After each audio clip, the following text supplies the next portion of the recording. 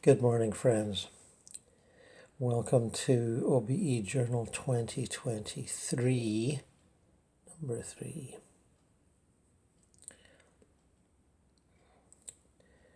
I think it's June the 7th, or it might be June the 8th. And a few months from now, that'll hardly matter, will it? But we are ongoing with our series focusing on spontaneous projections. There are some further examples I'd like to give from the literature as well as my own past experience. And I think that will illuminate certain points. And pursuing this notion that we can, and often do, change focus while we are physically awake, as well as the more traditional notion of projecting while sleeping.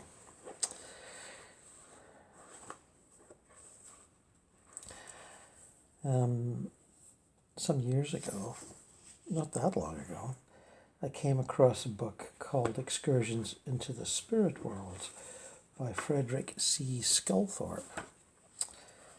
He's not referenced much in the literature, and I was extremely fortunate to come across this. And his experiences are relatively unique.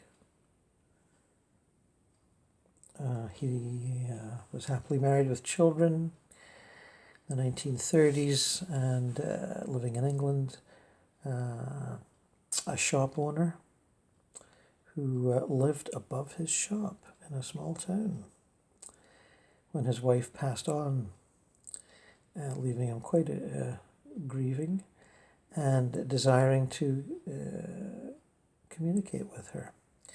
So he did this fairly standard route of consulting clairvoyants and mediums, and one of whom said to him that they could see his wife in the room with him, and communicated some details that were convincing to him, but also said to him, why don't you try contacting her yourself? So he then went to some development circles and consultations, and eventually had some success.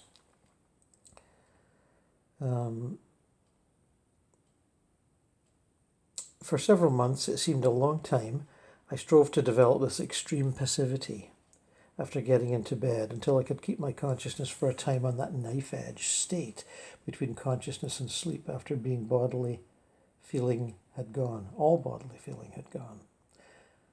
Now that's an interesting state in itself. All bodily feeling gone. Not easy to achieve. Sometimes I seemed to be floating, but I thought this was due to my imagination, as no bodily weight can be felt in this state. One night, then, this floating sensation became a reality, and I felt myself really rising. Inwardly excited, but determined to remain passive so as not to interfere with the experiment, I was pleased to note that I had become highly sensitive and could feel the pressure and presence of a calm and friendly spirit helper. Many of you have felt the presence of spirit helpers. The motion, with complete absence of effort on my part, was slow. Then suddenly I began to vibrate violently. After a while this ceased, and I continued to move upwards for a short time and then stopped. Thinking it was about time I abandoned my complete passivity, I looked around and found myself standing behind a table in a room. A line of young men were passing in front of the table and smiling at me. They all appeared to be dressed in blue, and for a moment I thought they were clad in the blue clothing worn in the army hospitals I had been in during the 1914-18 war. Don't forget, this is mid to late 1930s, although the book was published a number of years after. And So suddenly he finds himself facing a table in a room. That's instant transfer, I'd say. Then my sight improved. The blue became a slight mist which surrounded each one, and I saw that they were actually wearing ordinary clothes. They all appeared to be about 23 years old, and I was amazed at the perfect colouring of their complexions and eyes. Beautiful by earthly standards. Wondering whether I was experiencing some exceptionally good clairvoyance, I looked round and saw that another young man was standing by my side. He had a happy smile, and I could sense the great friendliness in his aura. I realized that this was not about clairvoyance, and that we were on the same plane in the spirit together, and therefore I must be in my spirit body for the time being. I felt very excited, and my mind began working at top speed in the desire to know more. Would they feel solid to me as I did to them? How could I find out? There's the excitement for you. The excitement that some of you struggle with sends you back to your body. The excitement that I always advise people to downplay. It would appear rude to go on up to one of these splendid-looking young men and deliberately touch him. Quickly I evolved an ingenious scheme. I would pass behind the young man who stood by my side, and brushing him, would say, "Excuse me," in a casual manner. Thus I would be able to touch him by apparent chance. I did this, but when I touched him, he at once grasped my hands and burst in laughing. I had to laugh as well, and I realized quickly that as our auras had mingled, he became aware of all my thoughts and I of his. My lessons about conditions in the spirit world had begun. We are solid to others on the same plane or vibration in spirit, and our thoughts can be read as easily as a book. As we were laughing over all this, I began to recede from the room. I did not wish to go, as I felt very happy, but I sensed I was being taken back to my physical body, and so remained passive. The journey back was calm and gentle. Strangely enough, as I thought of it, it seemed quite natural.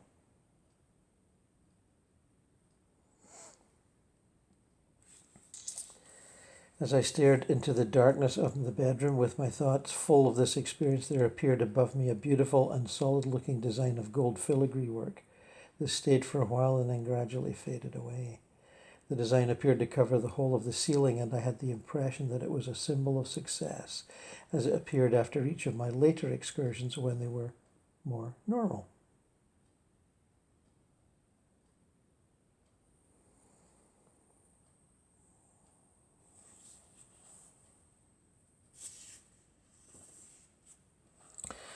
His second projection. I continued to practice development of a passive condition on going to bed each night, and a few nights later I felt the gentle rising motion. This time I had no anxiety, wondering what was going to happen. I knew and waited in delightful anticipation. No harsh vibration of the astral body this time, as there had been the first time, and I guessed that my spirit helpers had mastered the technique necessary in my case to get clear of the physical influence. I felt myself continuing to move with increasing speed, but I could not hold my consciousness, and the next thing I became aware I was walking up some white stone steps. Again, a fairly quick projection through levels there.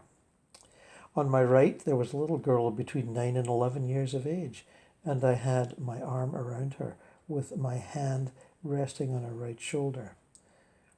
As I became conscious of my surroundings, I at once wondered where my wife was, not whether, but where. Immediately, as if a telephone receiver was against my ear, I heard her voice say, "It is quite all right, Fred, we will meet later." So again, the sense of spirits being close by and kind of knowing what the game plan is, and saying quite confidently, "It's okay, we'll meet up later." Instantly, all feeling of anxiety left me as I realized the truth of what I had once read. There is no real separation in spirit. This was telepathy at its best. I could now concentrate my attention on my present situation. It was a delight to make contact with a child's aura, and I sensed the carefree, happy feelings of a youngster. Yet, in addition, there seemed to be the serenity and maturity of an older person. As we reached the top of the steps, I squeezed her shoulder to see if her body was built upon a bony frame, and it was. I was very ignorant of spirits then. Together we entered a hall which I felt was a rest home where people who had passed over recently, perhaps after physical sufferings, who were gaining strength before awakening to full consciousness and spirit life. So there's a strong intuition there. Doesn't know where he is, but he does know. They were seated around a hall. Such people, accompanied by a relation or helper, patiently waiting to assist them when they awakened. As we went round the hall, they appeared like people enjoying an afternoon siesta, and some had their eyes slightly open. I certainly visited, in my early days of doing this work, areas like that where many people are resting or sleeping, waiting to wake up. And some of them, not all of them, are waiting for their belief in Judgment Day. Might add that. When we reached the far end of the hall, I stopped before one of the resting arrivals, a stoutish man neatly dressed in a black coat and striped trousers.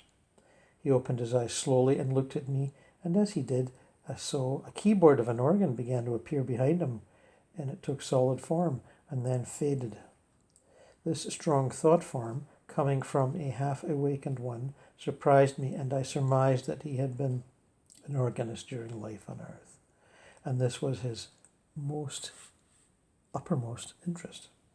Farther along the line of seated people, I noticed a woman whose body seemed to be moving in a strange manner, looked like an object seen in water and disturbed or distorted by the refraction of the surface waves. The effect was peculiar, and I sensed a spiritual weakness and hurried past with my little girl companion. But I need not have worried, her mind was quite calm. Halfway round the other side of the hall, we entered an anteroom, which was very brightly lit and crowded with helpers. A young man was placed in front of me, and I recognized him as one of my company who had been killed in Gallipoli 22 years before. His face was white and drawn, his eyes tightly closed. I had no idea what I expected to do, or what I was expected to do, but I think he was brought to me in the hope that he would see me. However, the experiment seemed to be a failure, as either he would or could not open his eyes. We re-entered the main hall, but shortly afterwards left it and began to descend a flight of white steps. Glancing downward to make sure of my footing, as is my habit, I noticed that the little girl wore a long dress, had bare feet. The discovery caused me to comment in surprise, "Why, you have no shoes." "It does not matter," she replied. "But I must get you some shoes," I insisted. She looked agitated and repeated, "No, it does not matter." I suddenly realized the mistake I had made. By earthly standards, the incident was slight, but my insistence had created a clash of thought with this advanced child, a thing to be avoided in spirit, where thought is everything. As we left the place, I gained the impression that my visit was over. I asked the little girl where she lived when on earth, and she replied, "Ontario, Canada." And I was much amused to find this out, as that's where I'm sitting. This gentleman lived in England, by the way. I wanted this information to discover whether she was connected with my family. A few moments later, I saw her little form walking on, and I found myself receding from the scene on my journey back to the body.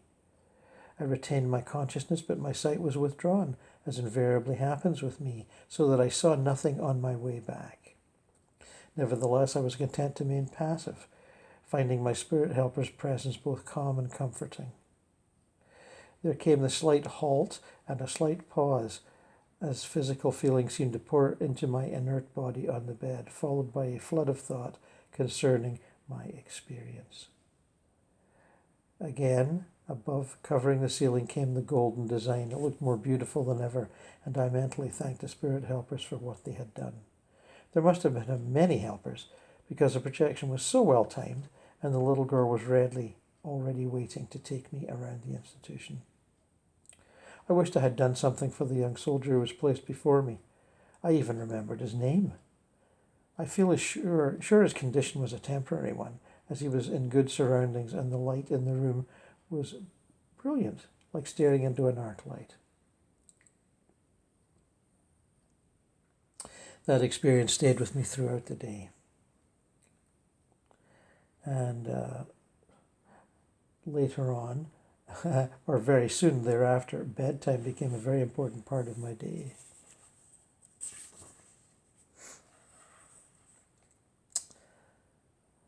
Later, I was beginning to see the perfection in God's laws.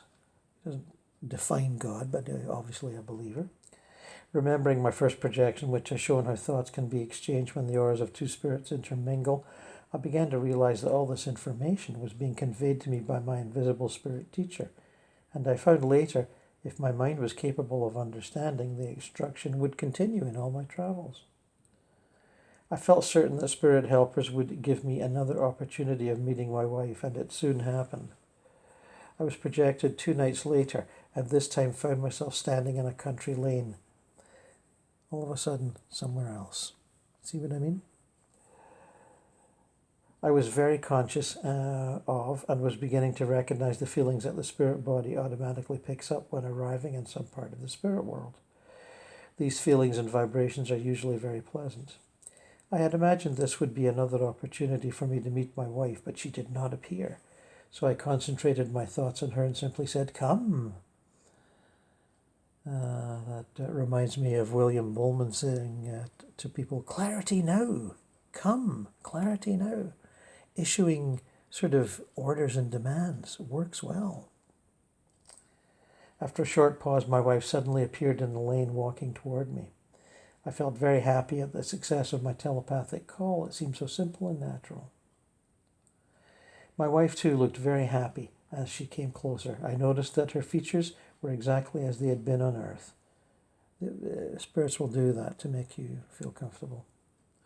Then, as our auras met, there was a transformation. I had seen the features of the progressed ones, whom I thought were beautiful, but hers were perfection. She was my same companion, but different, yet I knew her better than I had ever done before. I would have recognized her unfailingly, even with my eyes closed, but her whole life and personality were contained within her aura, and I could sense the years of her companionship with me. I was also aware that she knew me better than she ever did before. There seemed a wonderful harmony between us, for we both uttered the same words of greeting and blessing at the same instant. After that, we did not trouble to speak with our lips. Speech was too slow. The happiness of our meeting seemed to raise us to a higher vibration, and in our spiritual unison, we were able to exchange thoughts with unbelievable rapidity. Although this was, to me, a wonderful experience, it was only temporary, but it seemed quite natural. And later I found I could not recall our entire conversation to the physical mind for the reasons I'll try to explain later. Anyway, I knew we spoke of the sadness of our first parting and our present happy meeting. Again, you'll have a vivid experience, but there'll be partial recall with gaps in that method. I did not know how long we remained together, but the intensity of this plane began to cause a pleasant drowsiness in me. Then I realized my time was up, and I felt a general sensation of drifting.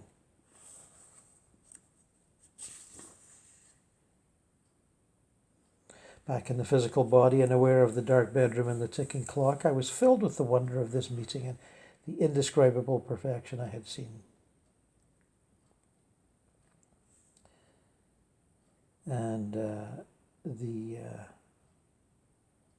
ceiling again fills with a pearly white image of a huge bas-relief of purest marble. Later. I have described the first excursions in their order to give some idea of how my travels started, but many subsequent travels had an entirely different character. My spirit helper now appeared to be able to separate my spirit body from my physical quite easily. Now you see, there's a spirit helper actually doing the legwork. And I know many of you have felt that tugging at the shoulders.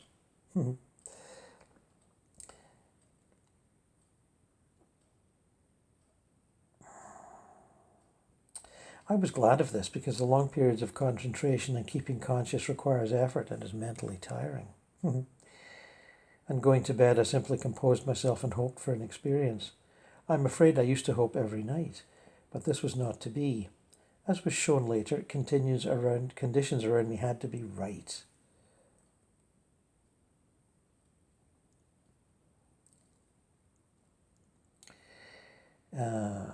Yes, understand that not every night will be the right night.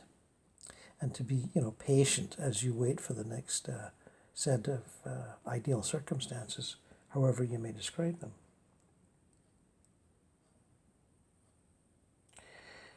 He was sitting with a clairvoyant sometime later who told him there was a message from the elderly Chinaman guide who the clairvoyant could see. He says he magnetizes you, whatever that means. He was one of the spirit helpers I had clairvoyantly seen in my bedroom myself. He appeared as a very wrinkled old man with a charming smile. When he lived on Earth, he was apparently an apothecary.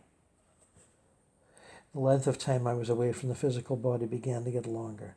The consciousness was not always continuous, as sometimes I would be taken 3 or 4 different spheres or conditions in one night, and during the change I would be made unconscious and then find myself coming to in another place. And that's a variation on what I've been talking about, moving through 3 or 4 different spheres. Keep in mind, that's quite doable.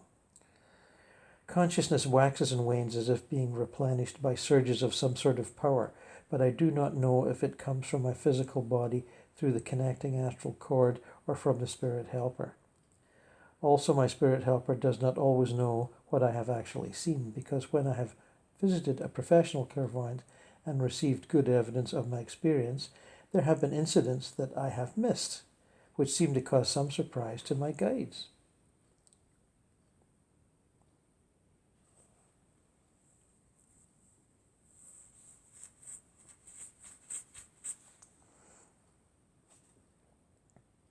At first I began to make short notes of my experiences, but these soon discontinued as I found I could remember more clearly and fully than anything I would write down.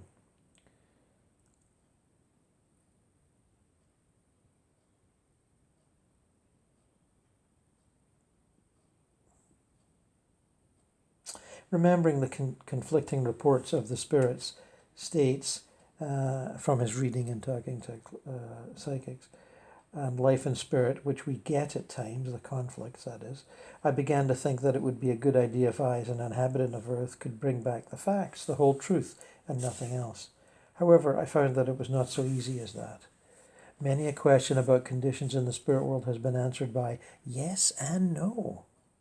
The true answer depending on the sphere one is dealing with. Both answers can be correct for the corresponding states. This is true. Things are different for different areas of spirit.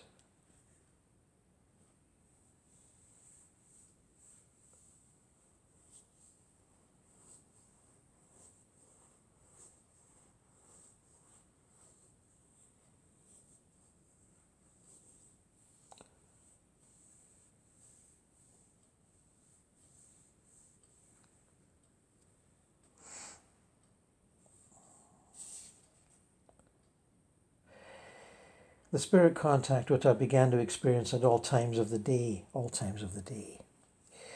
astounded me, a newcomer to these truths. My spirit helpers seemed determined to make their presence known to me and to help and teach me in 1,001 ways. These contacts took the form of clairvoyance and clairaudience during my quieter moments when sitting in my armchair. That's what I'm doing. Clairvoyance and clairaudience while I'm sitting in a chair. At other times, during my ordinary activities, I would suddenly become aware of spirit presence and knowing how to solve a problem. These happenings are common to spiritualists who attend developing circles, but to others they may be quite unknown, so I'd better give a few examples. I had made a sunken concrete fish pond in the garden, and one evening I filled it with water. The next morning it was completely empty. After my labours, this was very disappointing, as I had laid a good thickness of concrete. I came indoors, sat down, and mentally asked my spirit helpers what was wrong. I was clairvoyantly shown round the pond, and the water was escaping out of one corner. I got up, went out, and examined the corner of the pond, but it looked just as satisfactory as the rest. I was impressed to prod it with my pocket knife. Impressed. As I did so, the blade pierced the concrete. In laying the concrete, I had enclosed a bubble of air, which had set, leaving an eggshell-thin layer. Sealing this fault made the pond watertight, and I could have not found this spot without spirit help. He goes on to give some other examples, finding things that he had lost, and, it's something we've all experienced, being given help with silly little annoyances like that.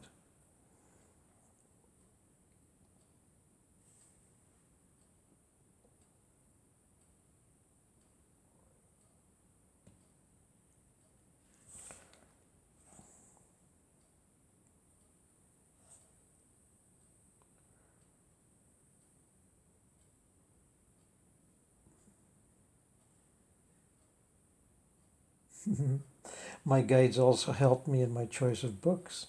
At one time I was studying various religions, and I was once impressed in the public library to take out a rather thin book that was barely noticeable among the others. I found that it dealt with no specific religion, but was a translation of an ancient Chinese book, and was a master's advice to his students on spiritual development. I was interested to see the advice given agreed with our present-day teachings. There was in this book also a reproduction of an illustration entitled "The Spirit Travels," which showed a Chinese student sitting with crossed legs high in the air with a small replica of the same form, and both were joined by a thread representing the astral cord. This centuries-old representation of astral travelling had no particular significance to me at the time, although I knew I had a Chinese guide. The attitude of sitting cross-legged as shown in the picture in the ancient Chinese book would not have suited me, rather. I absolutely needed the ease of lying in bed or sitting on a well-padded armchair, because before a projection I would lose all feeling of physical body and any discomfort that would have prevented the achievement.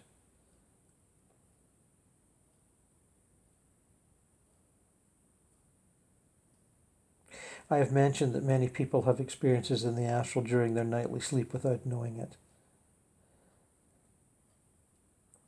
The following exercise I have found very helpful in bringing those experiences into memory. The advice is, when awakening, keep perfectly still and try to think back.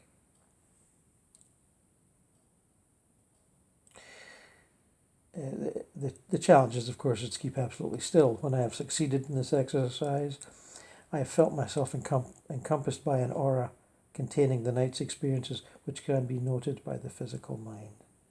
The slightest movement seems to break some gossamer-like thread connecting the two minds.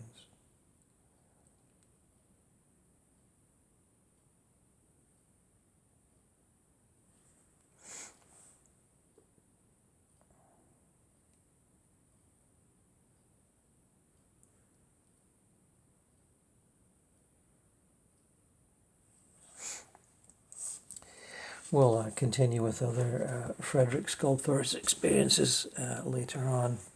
He has some fascinating situations develop and some varied experiences going to different planes. And noting, of course, that they're all quite different.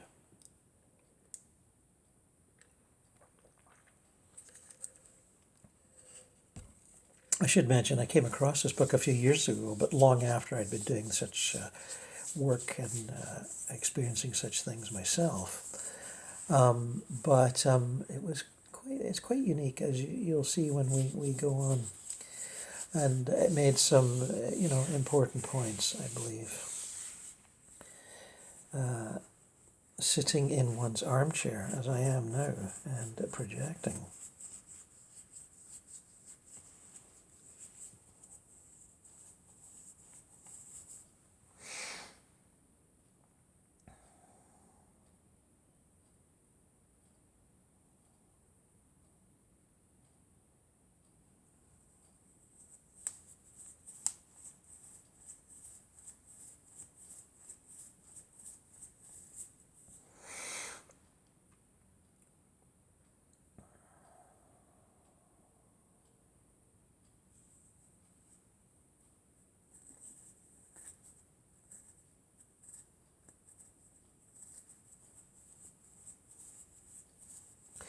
I am now connected in a projection to the family member of a client who had asked me to see if I could envisage this beloved family member in spirit on my next travel. And the child, who is now an adult, has presented himself to me as I suspected he would, because he was, during our session, he was around and communicating. And boy, has he got a sense of humor. He is using the currently well-known image of Prince Harry on the front of his book, Spare. And because he bears a slight resemblance to that Prince Harry. And he's just sort of doing this projection as a humorous aside to the family member that asked me to make this contact. And is now showing, the spirit's ability to morph and change, and making his hair curlier, longer and curlier, and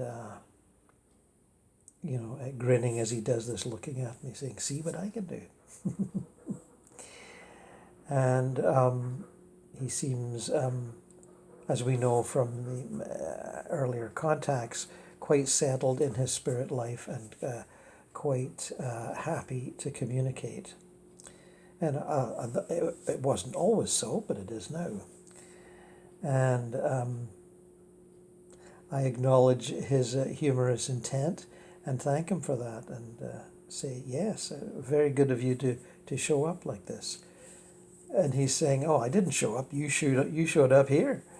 You told me you would, and that's great. I'm glad we were able to do this," or words to that effect.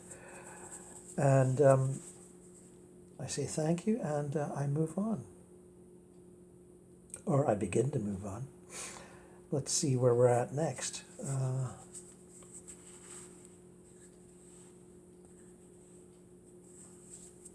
I seem to be at a carnival in the spirit world, very much like the ones here.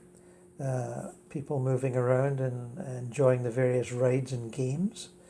And I don't ever recall doing something like this in spirit before, but we'll see. I think the previous character that we just met, he's remembering when he first arrived as a younger person and was either went to or taken to carnivals to cheer him up, and because he had arrived in a fairly negative state.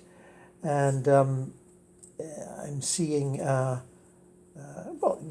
what would appear to be the usual mixture of adults and children and, teenagers, I guess, at a carnival, doing what they do and having fun. And, eating all that junky food that you get at carnivals. So, yes. Let me just see if I can, perceive differences in this astral reception area, astral level carnival. And, no, it seems very similar. I'm walking through, it's fairly crowded. Nobody's noticing me. They're focused, they're a lot of them are recent arrivals, and they're focused on absorbing their experience and having fun, despite the turbulence that gathered around their lives before they passed. And I'm thinking, what a great idea to do that for a certain class of recent arrivals. I'd noticed this before, that there's, on the reception levels, people cater, they carefully cater to what the perceived needs of the recent arrivals are. As you know, I've done surveys of temporary refugee camps set up for people victims of, earthquakes and wars and whatnot, and they're set up very carefully with, what people expect to see when they think they don't know they're dead, really, and they need to be catered to, and they're taken to these refugee camps with lines of tents and food halls and little temporary hospitals and that sort of a thing, so that they adapt quickly because that's what they expect. And there's other reception area situations, of course, but I just remind you of that. And to tell you that it generally works well in my experience, as does this this carnival, which is not an entry level reception area. It's something people get to a reception area, and then when assessed are taken. Would you like to go to a carnival? And if it's a child, yeah, sure, they'd like to go to a carnival. So, and I'm sure, I don't see a circus here, but I bet you the circus is around too, for the same reason. So yeah, again, catering to the needs of the recent arrivals. Spirit is very good at that. And sometimes it can be, such situations can be overridden by one person's or one spirit's overwhelming need or overwhelming, ignorance, which will take them to a psychic state that is completely personal, and they will not be participating in any consensus reality for a while. Their ignorance will take them to a dark place where they'll be sitting down rather grumpily, wondering what to do next, or wondering if they're dreaming, through the activity of the dying neurons of their brain, which materialists often feel. So consensus realities, but yet can be overwritten by overwhelming needs or expectations or belief systems. And certainly the lower astral levels, where drug addicts are drawn to get their next fix, is a consensus reality for sure, because there's quite a few of them around, and they are set up so that people will feel comfortable, and they continue to do their imaginary, opioids and whatnot, and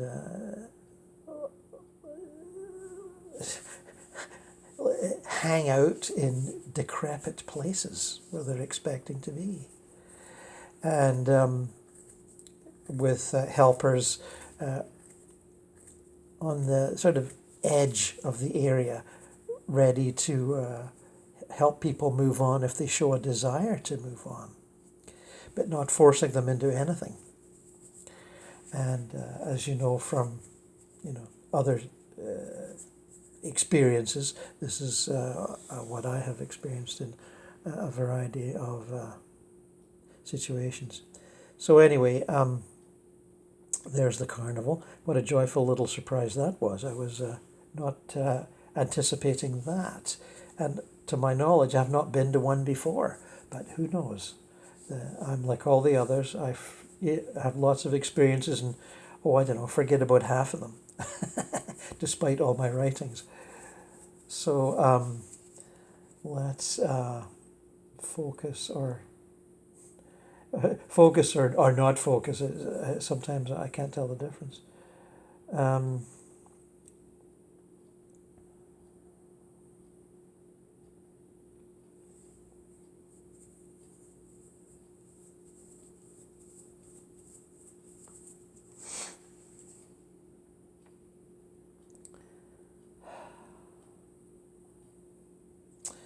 We are close to running out of time on this particular segment, so whatever I do next will be short and sweet, and we'll do another video in a little while, i.e. minutes, not days. So I hope the theme I'm battering on here is getting through. You do not have to follow a set pattern of whatever you may read about how to do out-of-body travel or how to lucid dream. Do it your way. If you find the path laid out is not suitable to you or successful to your efforts, try something else. Try what I'm doing. People will say, "Oh, Gordon, I can't imagine things like you imagine things." And when I say use your imagination to project to a different place, recall a dream and relive that dream, or even the small segments of the dream that you can recall. And I imagine quite a few of you watching this already have quite a few of your own experiences and are looking to, extend that experience in different ways. So, I understand that, and let us, merge our energies and have some more interesting experiences together. That is entirely possible. You can merge your consciousness with the film that you're seeing here. Because even though it's, in quote unquote past time, you can transcend that apparent difference. And, here I am doing a quick musical thing just for fun. Watching a band practice in a country house, not the musicians I spoke of the other night, but oh dear, what's his name?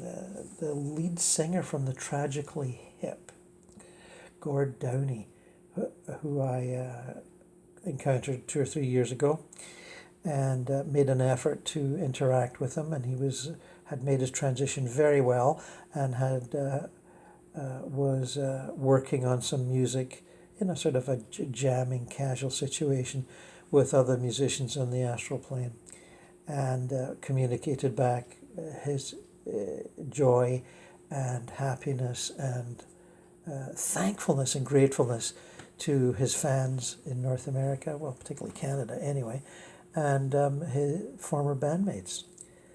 So I'm now I had been briefly watching them jam, and I just thought, a little musical experience would be fun, and just like watching musicians jamming in a big empty room. And am I being perceived? I don't think so. They're focused on their music. So with that, we're running out of time, but once again, Gord Downey's doing just fine.